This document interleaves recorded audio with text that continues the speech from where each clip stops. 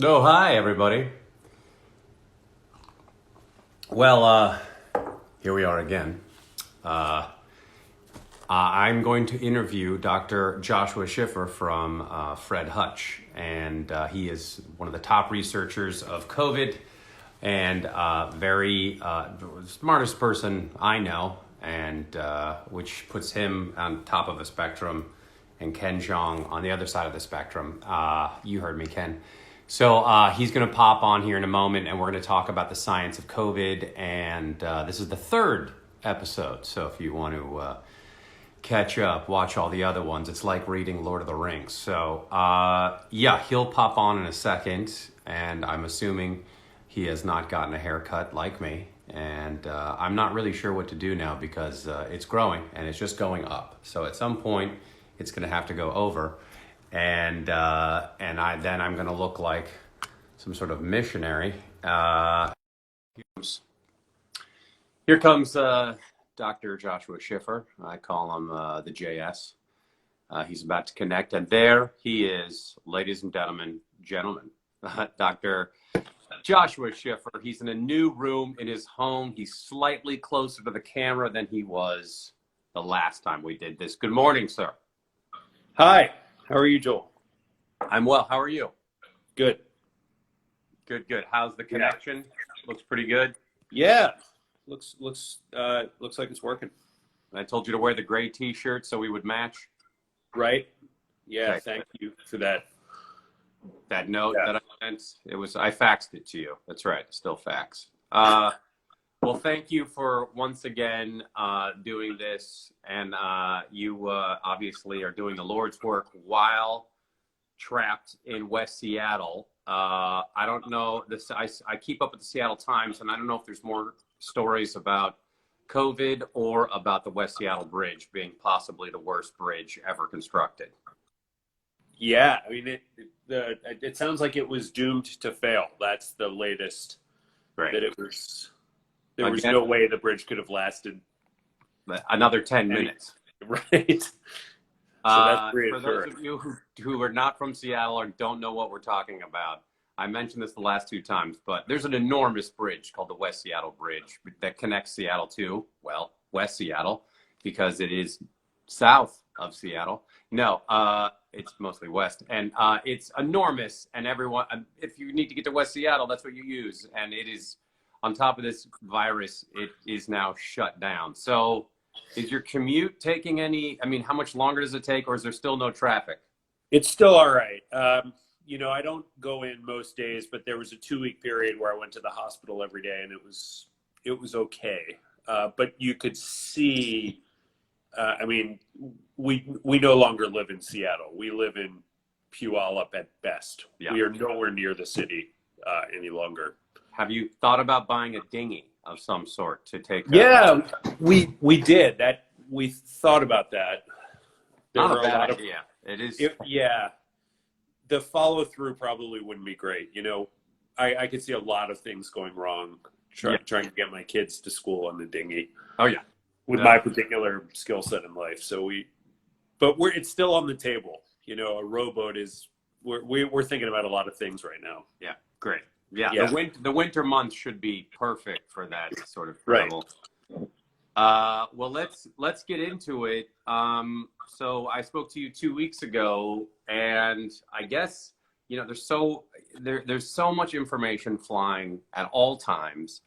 I want to get to vaccines and therapies and see where we are with those, and ask a few questions. I guess the big talk now is about how the states are reopening and slowly reopening. I obviously there's a ton of controversy, but I know that Seattle is slowly reopening. They just made masks required when you walk out of your house here in California. But I guess I'm going to ask you: do you think that the reopening is safe, and that who do you think is doing it the best? If it is even something that you would even recommend at this point. What do you think of all of it? Yeah.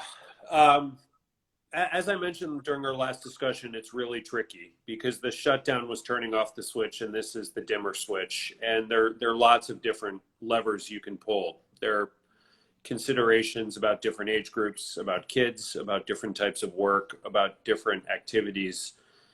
And it's very personal for all of us, as far as what we can get back in our life. And I think we all have this list of things we wish we could be doing and enjoying.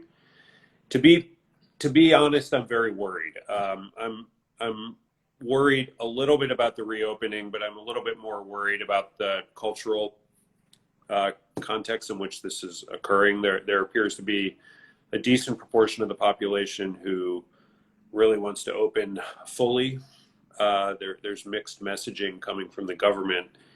And, I'm very much in favor of reopening, and I'm very much in favor of doing it carefully. But what concerns me is that almost without any question, there are going to be outbreaks in different places as this occurs.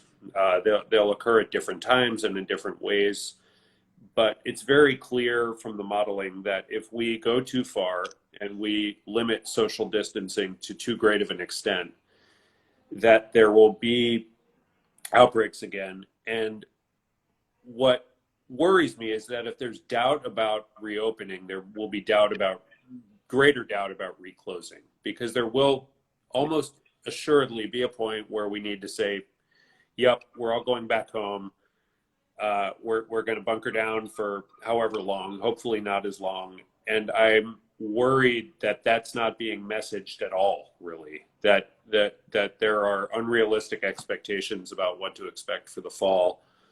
And, it's not, one of the possibilities here is that the second wave is far worse than the first. And by that, I mean that multiple cities have to deal with what New York dealt with, and that things could be worse than they were in New York. I mean, that possibility is out there. And so I really think it's great that we're exploring this. I think it's great that we're trying to reopen, that we're trying to regain some semblance of life. But if this isn't done carefully, and if it's not done with the real understanding that we're going to have to shut back down in certain places, early, then it worries me. So I'm probably like a lot of people. I'm anxious about it. Yeah. To me, it's not a guarantee that it's going to go perfectly well. I read that if you remove New York from the equation of how it's looking, that because New York is now on the other side and going down, they've contained it. I mean, obviously there's still cases every single day. But if you remove New York from the equation of America, then numbers are going up, is what I read. Is that correct? Yeah, they're going up. I mean, it's not, I think the mathematics behind this, we've discussed this concept of what's called the effective reproductive number. And what that is, so the basic reproductive number is the number of people that somebody infects at the very beginning of a local epidemic. The effective reproductive number is keeping a real-time assessment of that. Right. And what I think we're seeing in most places is that number is slightly less than 1. In some places, more than slightly less than 1.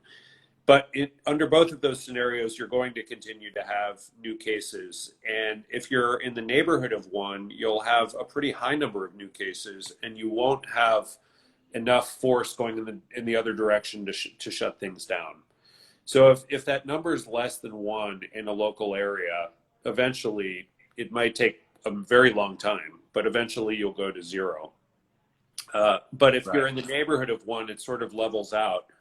And I think there are regions in the country where they're probably a lot closer to 1. It's very hard to measure this in real time. And so if you look very closely at the modeling papers that do this, there's always what's called an uncertainty bound, where they say, here's our estimate, but it could, the uncertainty incorporates numbers that are greater than 1 and less than 1 as well. But it's not like China where they really clamped down completely and got that number to 0.2, like extremely low. And as a result, the cases just fell off a cliff. That's not at all what's happening here. And it's not at all what's happening in Western Europe either. I mean, it really is a much slower decline in cases. Okay, so we're similar to Europe as far as the decline.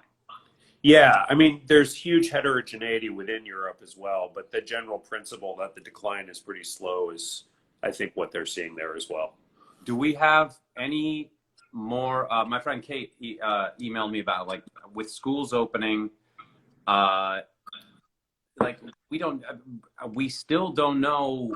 I mean, we don't know about being inside and being in classes. We don't know about, can it be transmitted through air conditioning? Do we know is there any info on that is not uncertain, or anything that it is certain? Yeah, I mean, to me, I've talked with the principals at one of my kids' schools, and really this is probably the biggest question for our society come in the fall, is whether we can open schools or not, whether we can open universities. And man, I wish I knew. There are these, this trickle of research that comes out. There was a paper from China that suggested that kids are considerably less susceptible to the virus. And what I mean by that is we've known for a long time that kids, when they get infected, tend to have less severe manifestations and are much, much, much less likely to die, and are also much less likely to need to be hospitalized. But above and beyond that, their model projected that kids who get an equivalent exposure to virus are about a third as likely to get infected in the first place as adults. However, that's sort of a biologic measure, right? So that's like assuming that you put a kid and an adult in a room and expose them to the same amount of virus. The problem is that the contact network within kids at school under normal circumstances is really intense. Like, anybody who's had a kid go through daycare understands this. I mean, I remember I hadn't been sick for a decade, and then, when my kids went to daycare for the first year, I came down with something 4 or 5 times, and that's a reflection of that. So, even though kids are less susceptible, schools really are a very intense place for transmission. And so it is pretty difficult to project what will happen. There was a modeling study in China which suggested that openings or closing schools alone would not be sufficient to get the reproductive number less than 1 in the absence of anything else. So it's, opening schools will certainly promote transmission, but the trade-off is less clear. The trade-off of how much transmission is acceptable, and whether we can still keep the effective reproductive number less than 1 while having schools open is really, and I think that we're going to have to learn as we go. I could see either thing happen, right? I could see a situation where we open the schools and we're really diligent about mask wearing and keeping adults home whenever possible from work and working remotely and closing sporting events and all that stuff and having it work. But I could also see a situation where it's just not quite enough, and the schools end up being a really important center for contagion, and we have to close things down. So it's challenging. Right. What's the stuff? I mean, say they come up with, I don't know, or in the next few months, they come up with the safest protocol for schools opening, especially kids. And as you said, I mean, we'll talk about what's the new syndrome that's starting with kids in a small group in New York. But what's the stop? Those kids go to school. They're not going to be, or they're not as susceptible. But if one of them gets it, is asymptomatic, goes home, and they have a parent who is immune compromised, then we're right back where we started with. We're going to be in real trouble. Yeah. And so what you're getting at speaks to the importance of testing and tracing. So if the idea is that if you kids still get fevers with this infection, certainly not all of them, but, say you had a kid come home from school with a fever and or a cough, and that kid can get testly, and it's a positive test. then you know that you have a situation at the school. It's very unlikely that that kid's the only one infected. And so, you know, if we have a system in place where we can react very quickly to that, do appropriate contact tracing, have very clear definitions of who needs to be screened in that situation. You know, is it every kid who is in the class, the teacher, and maybe limit it to that, or is it a wider network? Do you just screen the whole school and then react very quickly and quarantine appropriately the kids who have had real contacts? And so that's what we need to put out these small fires. That's certainly doable, but it requires having enough tests. It requires having enough contact tracers, and all of these pieces. It has in Seattle, in the Seattle area or Washington, is the contact tracing, is that going? Are they putting together the 100,000 people or the army it takes to do that?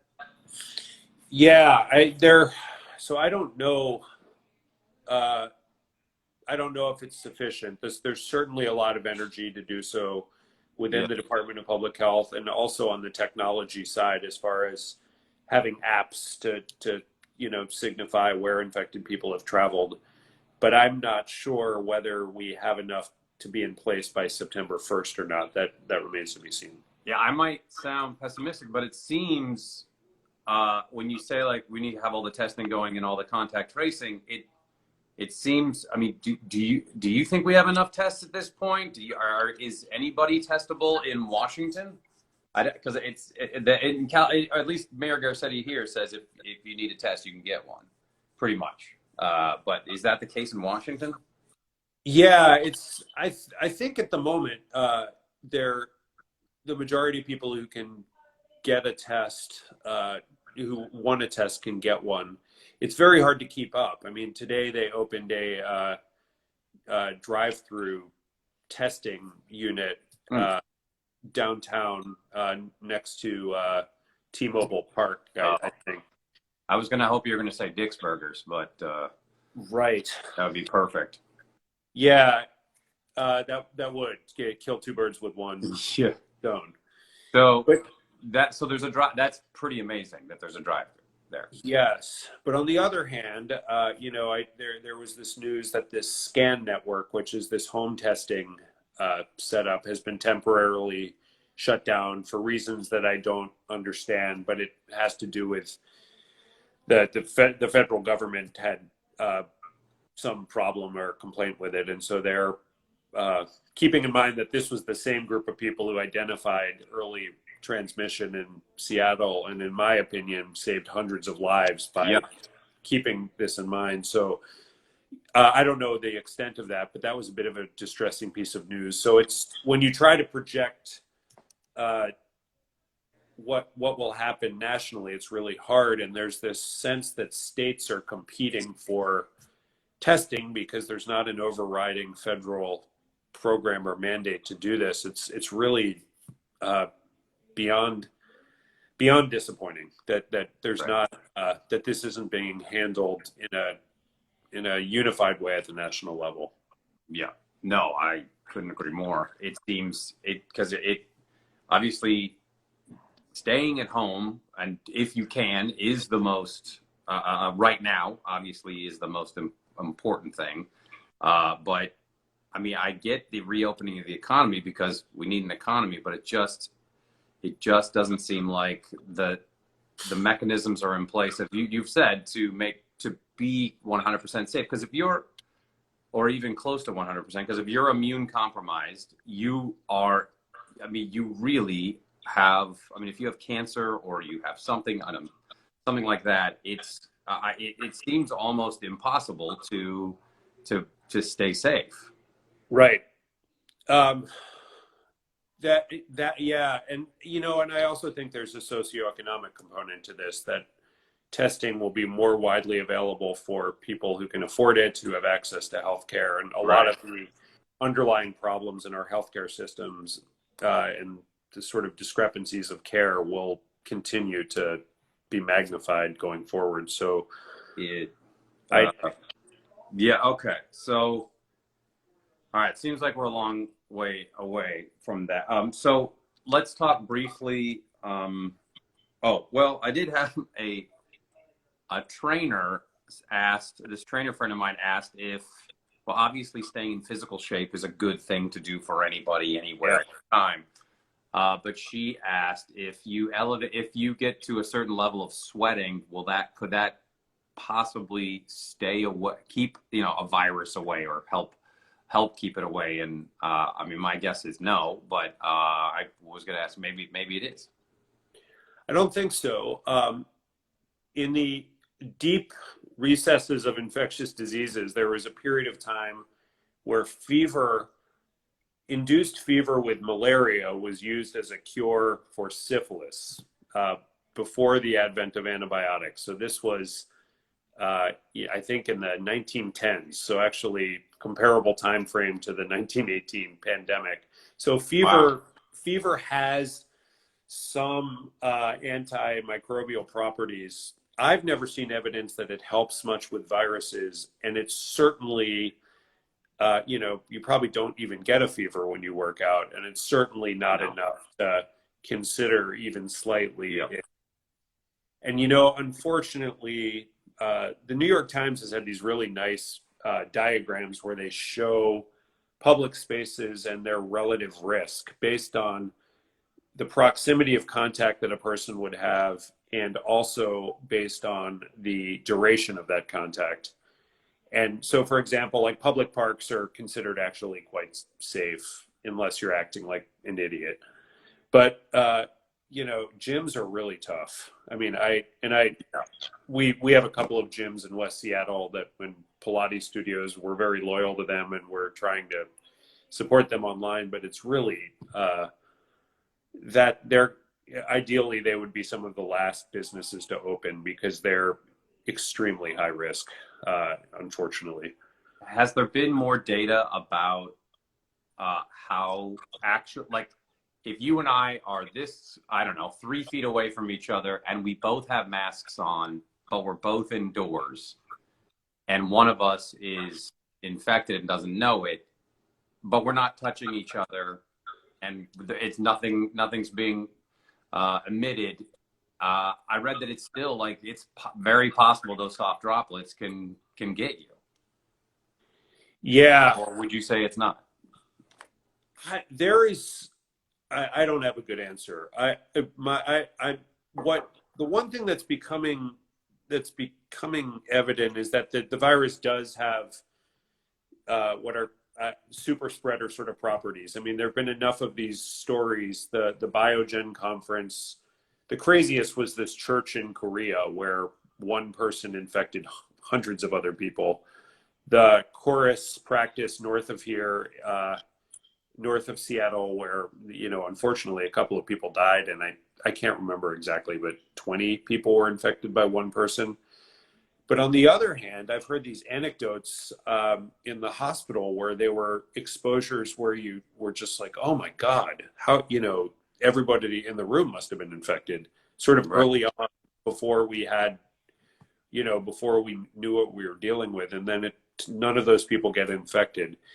And so there is some mystery here. I suspect that the viral load of the shedder is just incredibly important, and that so the 3 feet analogy you proposed, I think that if you were the infected person and you were shedding at a really, really high level, so during the early phase of infection, it's probably much, much more likely you would be transmitting than, a week later when you're shedding 1,000-fold lower virus. So I think viral load's a huge component of it. There's been all of this talk about people who speak loud or whatever, and I don't know if that's real, whether those people are more likely to transmit or not. It's really, identifying viral transmission is really tricky. But the one theme that I think is real is this propensity for the possibility of super spreaders. And it is important because it has ramifications for what type of businesses can open up. I mean, it really does make the notion of going to a professional sporting event a little scary, and particularly an indoor event. I mean, outdoor doesn't sound great either, but it does have real ramifications for how sequentially you open up businesses and open up society, I think.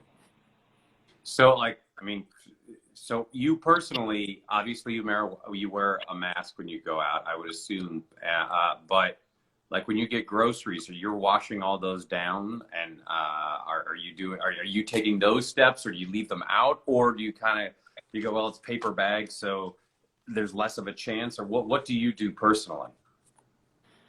Yeah, I'm very careful about wearing masks. I'm very careful about hand washing. I don't go above and beyond what we did before any of this as far as food. I mean, we always washed our vegetables, but Right. I'm not. I don't go above and beyond that. You go, yeah, by what the state is asking you Yeah. to do. Is there any have the symptoms or the severity of people who are, or is it all over the map? People who have gotten it has, you hear like, well, I lost my sense of taste. Like I have a friend in New York who he had it. He knew he had it. His daughter got it. They're in an apartment. His wife did not get it, even though he was sick for 2 weeks. He lost his sense of taste and smell, and he said it's just coming back now. And this was back in early March when it happened. But have the symptoms evolved since, I don't know, December, since it started coming out, or is it kind of is there a spectrum of symptoms? To me, there have been these oddball stories. The toes we talked about last time. Right. Interestingly, when you brought that up, I got several emails from friends saying, "Oh, my toes have turned blue." They all got tested and they were negative. So, and negative for the antibody, meaning that because we thought this was like a post-infection thing. So there's the toes, there's the loss of taste, which are two things that are a little bit different than, the other symptoms, which really do overlap with other viral infections. I mean, cough and fever and fatigue are difficult to discriminate from other viruses that people get. The two stories that have caught my attention are, neither of them are a surprise to me, but I think they're incredibly important to follow. The first is that among people who have been infected, there's a subset of people, and I don't know the percent, who are clearly not getting back to normal. And those people, it tends to be the more people who have had more severe infections. But a friend of mine at work sent me this article that was it was interesting. It was a crowdsourced article. So it wasn't written by scientists. It was written by people who had COVID. And the flaw of the article was that in order to be considered for this article, you had to have had symptoms for at least 2 weeks. So the problem there is we don't know the denominator. So I don't know what percentage of COVID cases this represents. But what they said is, okay, if you've had symptoms at least 2 weeks, let's see what your life is like over the next 2 months. And a lot of these people are doing great. They can't, a pretty high percentage of them were high functioning, fit people. I think a third of them reported doing vigorous exercise before, and very few of them were doing vigorous exercise now. And so this really begs the question, and this is something we're trying to establish in Seattle and at the Hutch, is we should really be following these people with pulmonary function tests to see how well their lungs are working over the course of a year, to see if these changes are permanent or whether they are will gradually get better over time. And so this is a really big story. And there are other viral infections that have this property. There's this is a good name. There's one called chikungunya, which is a mosquito-borne virus like dengue. And it really, the infection's no fun, but it's rarely fatal. But the big thing is that for a year after, people look like they have rheumatoid arthritis, and it's not an insignificant proportion of people. And so there are places in the world where they've had outbreaks where I've had friends visit and they said, gosh, you got off the plane and you could see it. You could see that like a fifth of the people look like they were in pain when they walk. And Wow. so following people after a viral infection for other side effects is something we should be doing for sure. And I'm quite confident, unfortunately, that there will be a subset of people who take a long time to recover. And we need to understand that better. We need to understand the biology of it better. So if there are targetable things, if there are ways that we can improve people's breathing, if there are ways that we can mitigate any other side effects that they have, we should be targeting that. So that's one big thing. The second is the story with children. Yeah, Yeah. Similar to the Kawasaki disease or syndrome. Yes. So I guess the two big points about that are that it's not common. So I do think that if you, again, use the total number of kids who get infected as your denominator, and your numerator is the number of kids who have this, it's a very low percentage. How low? Oh, it would probably be hard to detect. As far as mortality rate associated with COVID. However, there was a report from Italy. This information just comes in, in sporadic pieces, where I think it was a pediatric rheumatologist, and that those are sort of people who study inflammation diseases that are not related to an infection directly. And so they're the ones who usually would see Kawasaki syndrome. And because it affects the heart vessels, cardiologists will see them as well. And they said it's very clear that the number of Kawasaki-like cases they saw was far in excess of what they would see in a given year. And so they're pretty confident that that is related to COVID and probably a manifestation of the inflammation afterwards rather than the virus itself.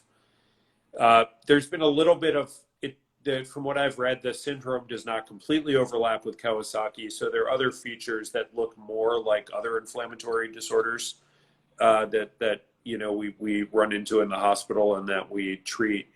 And so it does appear to have its own unique feature.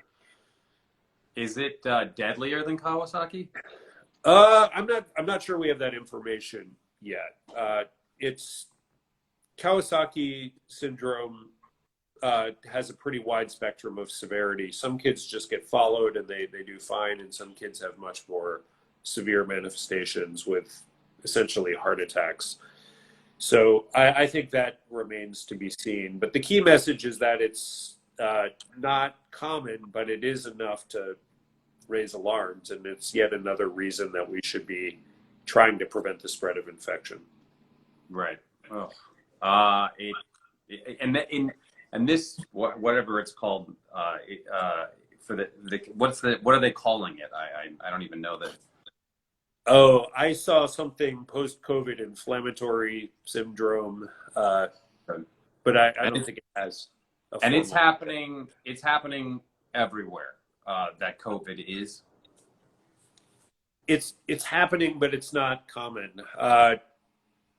I spoke to a pediatric colleague here, and I think they had one possible case at Children's, but that was a couple of weeks ago. I have colleagues up in Canada who had a few cases that really prompted them to think about it, but at that time they didn't have serology tests, and all these kids were negative for COVID by PCR testing for the virus directly, which didn't surprise them, because if we were to see a Kawasaki-like syndrome, then we would expect it to be after the virus has been cleared.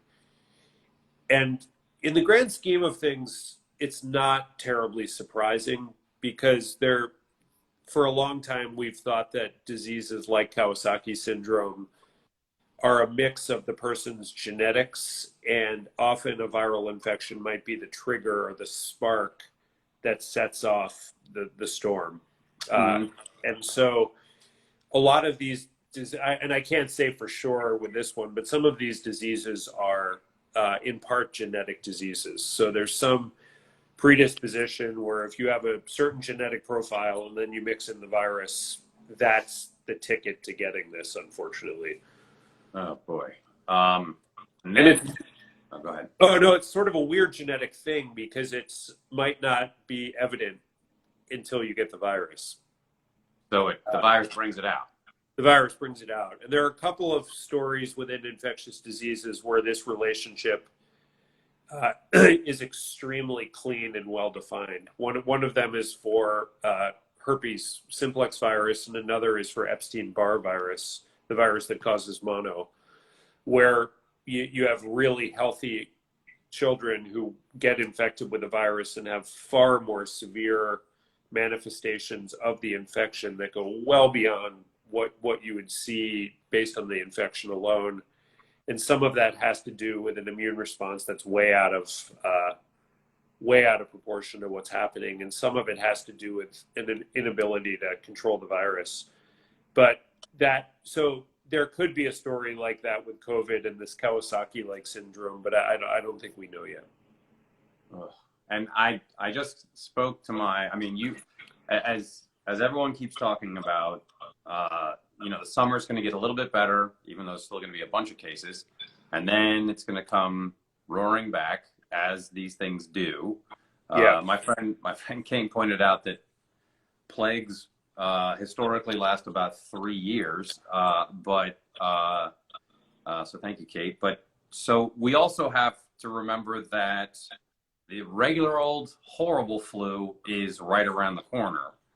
And so I guess what I'm saying is that's going to be a whole other ball of crap there, without holding back my expletive. But I assume your advice would be that if you could talk about that and get a flu shot when they're available for that flu.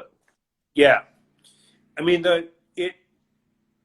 my expectation, and I could be totally wrong about this, is that social distancing will have some effect on flu. So that the two viruses at some level will track together.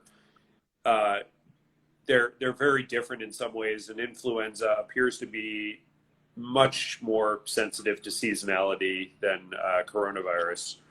But nevertheless, the effect of social distancing should be similar. I mean, it would have the same effect in terms of limiting the probability of contacting an infected person. So, if it's a bad flu year, it would not surprise me if regions that have the worst coronavirus also have the worst flu, and regions that really are able to contain coronavirus also have the best success in containing flu.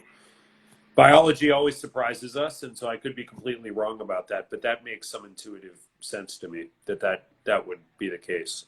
And if with limited air travel now, and obviously the flu, you always hear, well, when it gets hotter, the flu goes away, and that's so.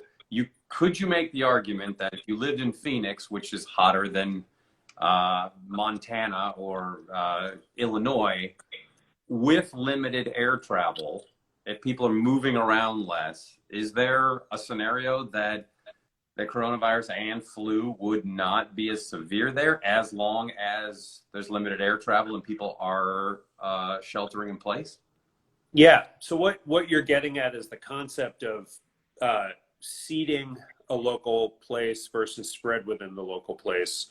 And so the air travel deals with the seeding component. So if you do what many countries in the world have done, Vietnam is an example, and actually I think Alaska and Hawaii have some version of this too, where you're quarantined for a period of time upon arrival to really prevent seeding of new cases into the state or country.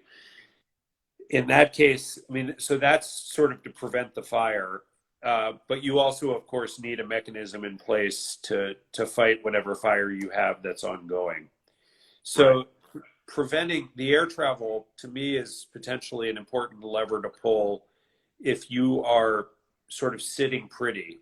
New Zealand and Australia are the best examples. They've virtually eliminating infection, and they've broadcast this plan that they might actually allow tourism between the two countries, but nowhere else, because they're confident that they're not going to have seating between those two countries, whereas they would be loath to accept somebody from our wonderful country because there's a pretty, there's a not zero probability that that person is infected.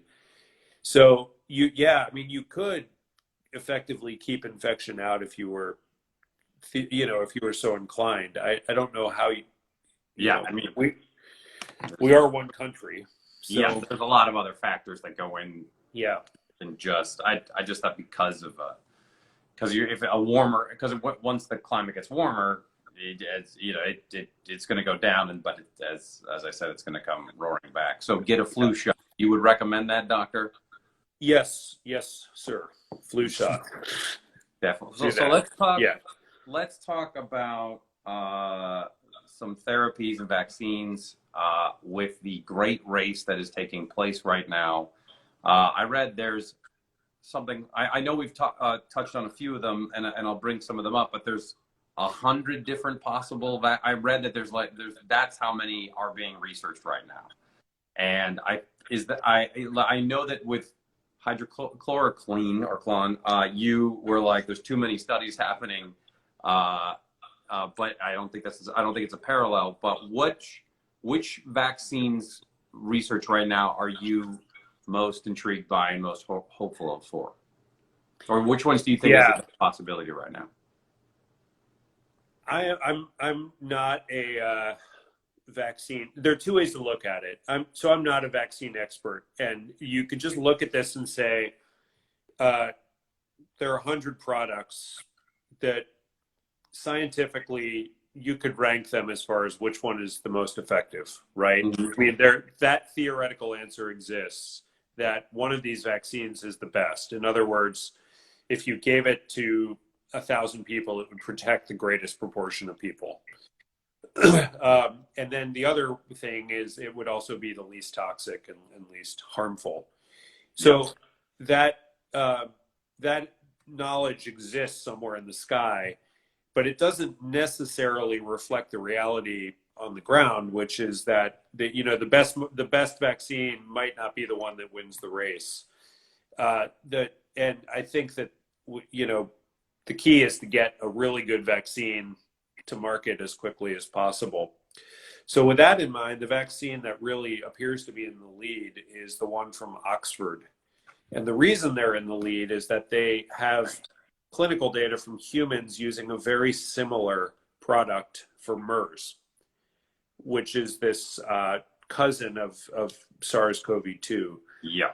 And that is critically important because they can make the claim that they've at least partially jumped over the safety hurdle. So they don't have to first prove that the product is safe in humans to move forward. So to me, that seems like a huge step as far as being able to test the vaccine in a population and get results more quickly. So it would not surprise me if that vaccine works, if it is the winner. But how did they skip that hurdle? Because they already done the work years ago.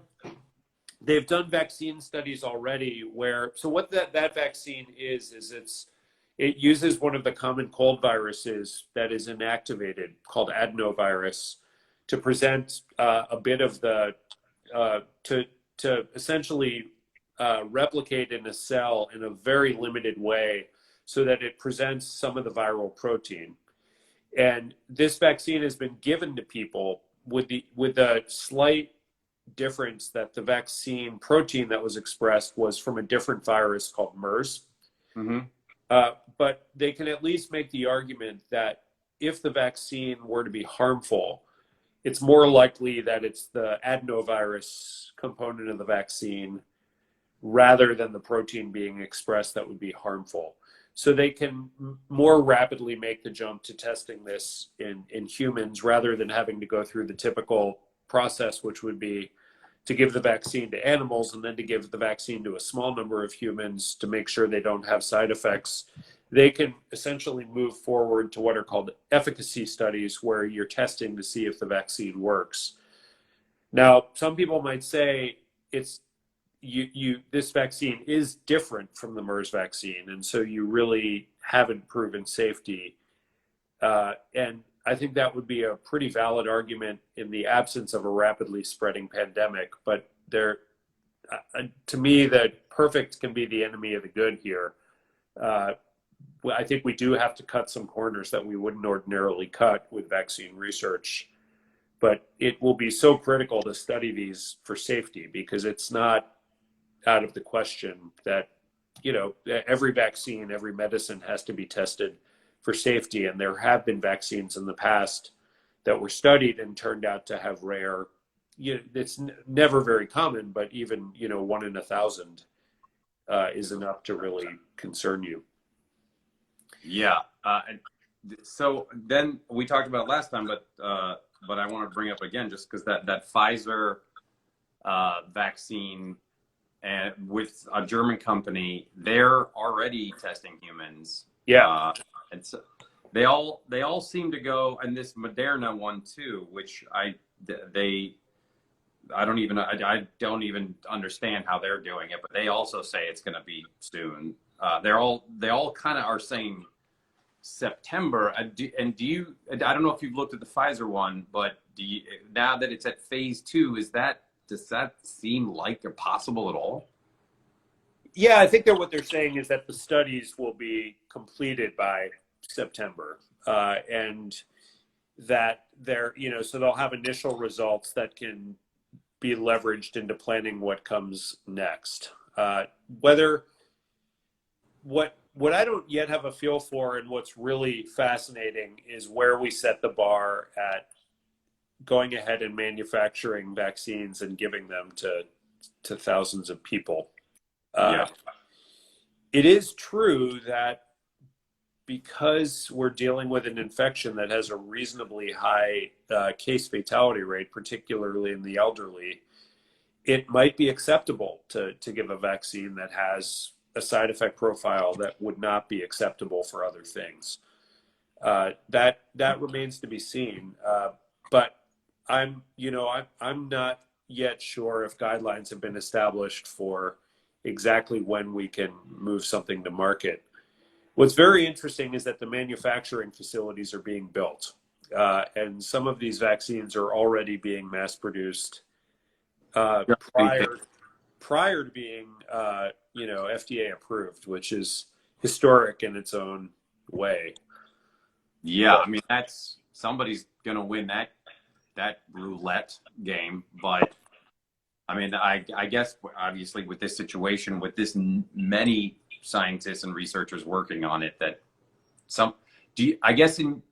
my question is, in your educated opinion, because everyone wants to be so optimistic, even though we need to be very cautious. I think this is probably a pretty good time to be a hypochondriac. But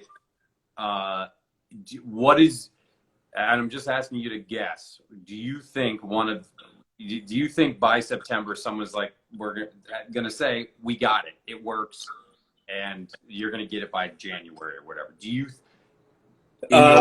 as you fall asleep at night, do you think, man, that could happen? I'd be so pleasantly surprised if that were the case.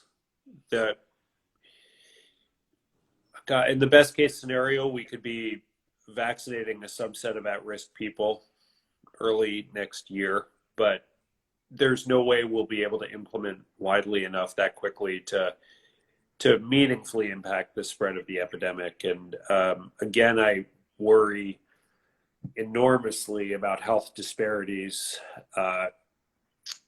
both within our country and in terms of who has access to a vaccine, and also between countries. And I worry about some of the sort of political silliness about this, where it doesn't make a lot of sense for countries to not be working together on this. And So the fact that we appear to be going on our own a little bit doesn't, that's not ideal. Right. There's clearly a lot of good ideas coming from Europe and China, and a lot of important information will come from both places. So it's hard to project. I mean, if you think about the vaccine, we're talking about when it happens, it's a major event in human history.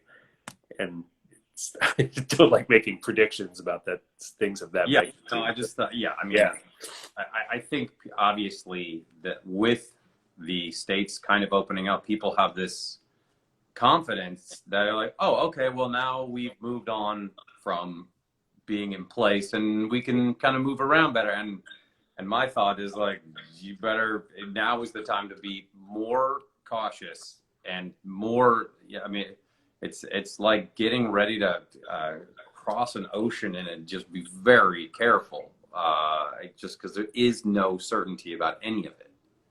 Yeah, and there's no way there's no way it's going to impact the second wave. That is coming too soon, and our tool for that is social distancing plus test and trace. Hopefully, the best case scenario is somewhere in the middle of the second wave, but there's no way it's going to be in time for us to deal with what comes next. How long do second waves typically last in something like this? It's the same as the second wave is really no different than the first wave because we have no degree of herd immunity. And so there's this trade-off. Trade-off's not the right word. There's the reality is that if you let the infection blow through the population, which no country on earth is doing, every country on earth has some version of flatten the curve in place. It's just a question of shades of gray. But if you let the infection blow through the population, it would take 3 or 4 months, maybe a little longer, for that to happen. But it would completely devastate the healthcare system and kill untold number of people. So it's not an option. No. But when you flatten the curve, it does stretch this situation out. And so I suspect that the countries that are right now have the strongest report card, most of which are in Asia, but not entirely. Australia, New Zealand, Taiwan, Hong Kong, Vietnam, Greece. They've really managed to mitigate infection. I'd imagine what they're thinking is, can we just keep this flatten the curve going at a very low level until a vaccine comes and dodge this whole thing altogether? We're not in that situation in our country. I mean, the cat is so far out of the bag, and most of the countries in Europe aren't in that situation. And so it's a very different calculus where there really is a discrete first wave with a very long tail, and in all likelihood there will be a second discrete wave that hopefully is smaller and shorter. But it's important for people to keep in mind that flattening the curve does extend the wave considerably. Right. But saves untold numbers of lives. Yes. If you're careful. And any evidence that Sweden's approach is working, or is it too soon to see if it is? From what I can gather, it's very similar to what I described, where they're hedging, they're traveling somewhere in between these extremes that I mentioned. I mean, they're flattening the curve as well. People are wearing masks in public. Cafes are open, but there's social distancing within the cafes. But they are being a little bit more liberal in terms of what they allow businesses to do. And not surprisingly, they have more infections and a higher death rate than their neighbors. Right. But as we talked about last time, one of their arguments is wait till the end to have your report card. And base your report card not just on deaths, but on the economy. And I think those are fair arguments. But at the moment, it doesn't look like they're doing as well as their neighbors.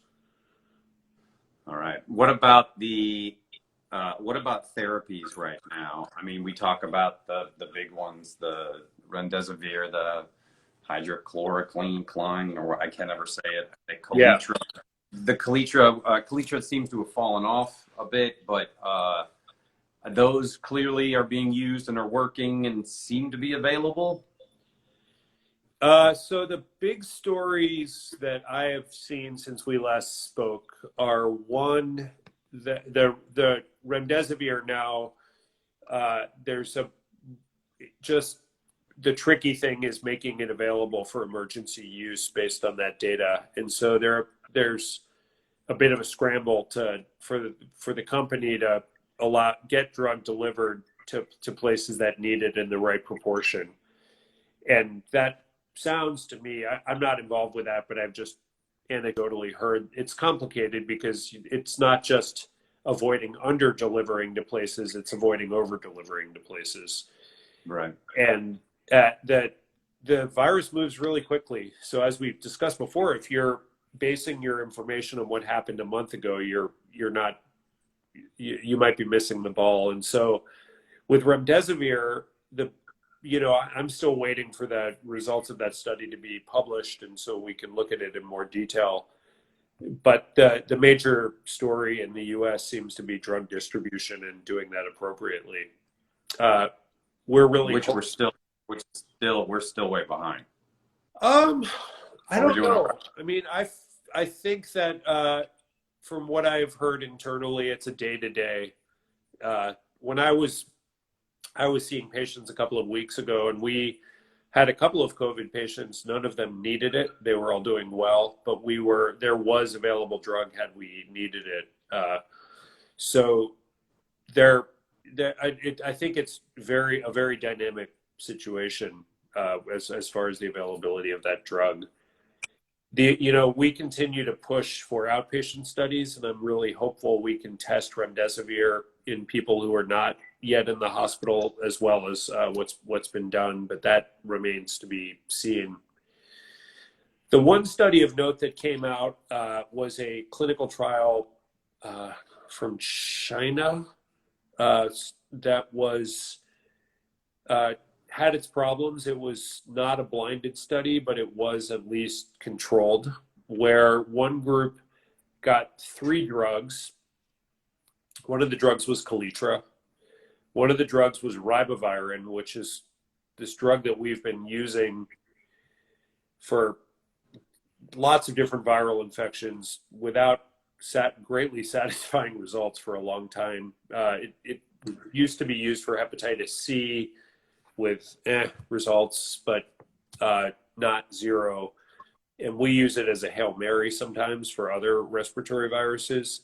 And then a third drug, which was interferon, which they were giving intranasally, which that's a drug that doesn't kill the virus directly, but sort of stimulates local immune responses.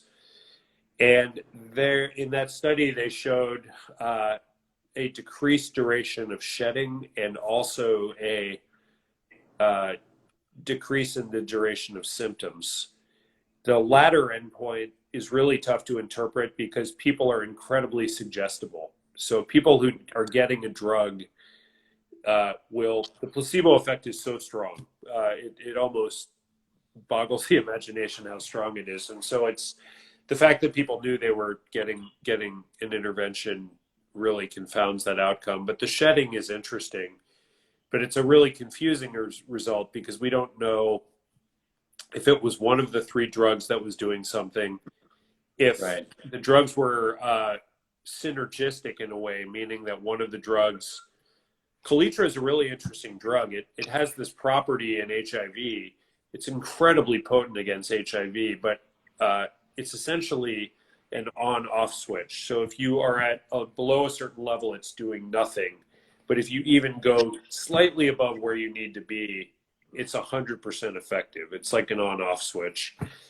And so there's some thought that maybe one of the other drugs helped get Kaletra to that point where it's now effective against the virus. But it's impossible to know from these data, and it's impossible to know whether, this is how you would do the next study. Would you study all three drugs together, or would you say, well, Kaletra didn't work in the last study, so maybe we can just try the two drugs? And so I'm curious to see how that will unfold. I haven't really spoken to any of my colleagues about it, and I haven't seen a lot of commentary, but it was a positive result that was relatively impressive. Yeah. So, and that was out of China. Yeah. Okay. Yeah.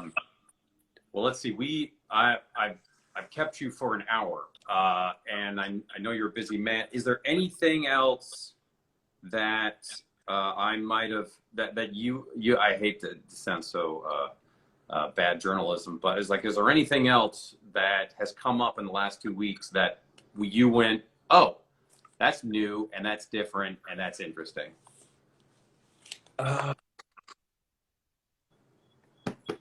Or is this this train that's slowly moving forward? That's what it is. These are the things that are working right now, and this is what's not working, as we've already talked about. Yeah, my focus has really and you've frozen perfectly. Oh wait, you froze there. Okay. Am I unfrozen? Now you're back. Nice. You're unfrozen. Yeah, the last 2 weeks I've really been focused on thinking about the epidemic and the second wave. I think that the changes in therapy and vaccines have been pretty incremental and slow, but that's to be expected. Mm-hmm. I think there's going to be a wave of new information. There are a lot of places that are screening every small molecule under the sun for activity against the virus, which is really encouraging. We're doing a bit of that as well. The key to me is that gets funneled into trials that get answers very quickly, and that remains to be seen whether that happens. But that's my hope, is that we can really take this massive amount of information about potentially hundreds of different drugs, or maybe dozens of different drugs that could potentially do something, and whittle that down to a handful of trials that get us to the next point where we know what works. So that's what I'm hoping for. This just popped back in my head when you were saying trying different stuff, but I don't know if you've read these the articles on llamas and their antibodies. And about how they were used to treat SARS because their antibodies are smaller than typical antibodies. Haven't read it. And when someone said to me, and of course I was like, how did this happen? I thought, would you get a sweater with it? But yeah, it just seemed like, well, it makes sense that the antibodies, they can get into crevices that larger antibodies can't, and can stop the spike proteins and all that stuff. But I'll bring it up in 2 weeks again when there will probably be 6,000 more articles on it. Yeah, that would be great. I'll have a look in the meantime. I've not heard about the llama antibodies, but you like how after the entire hour then I bring up llamas. So I'm gonna go. I've already gotten a few. I already bought a few and are breeding them now just in case. Yeah, they're beautiful. So they spit, but just for anybody who's watching, I forgot to mention this earlier, but if you want to watch this whole thing back and see the brilliant Dr. Joshua Schiffer answer some of my half-assed questions, go to fredhutch.org/McHale. I believe that is, I believe I'm getting that right. So that is fredhutch.org/McHale. That's where Dr. Schiffer works. And when I know I get to the end of this and I start gushing, but I can't thank you enough for coming on, because it's very hard for me to decipher what's happening, and you somehow are able to laser beam it together. So I'm going to send you even more strange wall hangings so you can hang them behind you. They're nice. They're nice. Yeah. I want to say I've listened to the podcast with Ken, and I think you guys are doing a great job. It's funny, but it's also he's a clinician for sure. He knows what he's talking about, and he's really on top of things. So keep up the work. I don't think anything that's ever come out of his mouth has ever made sense, but that's also true. No, thank you. Yeah. That's the Darkest Timeline podcast, and that's why Ken and I wanted to do it, because Ken's he's a real doctor. I mean, sure, a fraud. No, I mean, he's a real doctor, and so to hear his opinion of it is I always love it. But thanks for listening. So please also go to the Darkest Timeline podcast. You can hear about COVID. But I'd love to do this again in 2 weeks if you're available. And I know I keep taking you away from your work. So, but I think I would love to if you can. It's great. Keeps me on my toes, and I'm really enjoying it. So thanks. Great. Yeah. Get ready for your llama questions in 2 weeks. Will do. So go to fredhutch.org/Mikhail, and if you want to watch this whole thing. Doctor, thank you so much again for doing this. I know your time is very precious. All right. Be well. Right. Thanks. All right. See ya. Bye. Oh, hi.